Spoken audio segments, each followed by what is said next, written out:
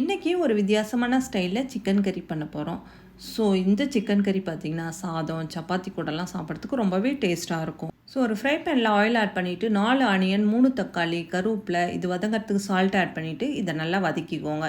இது நல்லா கம்ப்ளீட்டாக ஆறுனதும் ஒரு மிக்ஸி ஜாரில் ஆட் பண்ணிவிட்டு இதை கொரகொரப்பாக அரைச்சி எடுத்துக்கோங்க. ஸோ குக்கரில் ஆயில் ஆட் பண்ணிவிட்டு பட்டை லவங்கம் பிரியாணி இலை சின்ன வெங்காயம் கருவேப்பிலை பச்சை மிளகாய் ஸோ நெக்ஸ்ட்டு இஞ்சி பூண்டு பேஸ்ட் அரைச்ச வெங்காயம் தக்காளி பேஸ்ட் ஆட் பண்ணிவிட்டு கொஞ்சம் நேரம் வதங்கினதும் கொஞ்சமாக புதினா இலை ஆட் பண்ணிவிட்டு சிக்கன் மஞ்சள் தூள் உப்பு ஆட் பண்ணிவிட்டு இதை நல்லா வதக்கிக்கோங்க.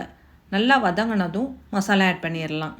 ஸோ காரத்துக்கு தனி மிளகாய் தூள் கலருக்கு காஷ்மீர் ரெட் சில்லி கொத்தமல்லி தூள் சிக்கன் மசாலா கரம் மசாலா இதெல்லாம் ஆட் பண்ணிவிட்டு நல்லா வதங்கினதும் தேவையான அளவு வாட்டர் ஆட் பண்ணிக்கோங்க.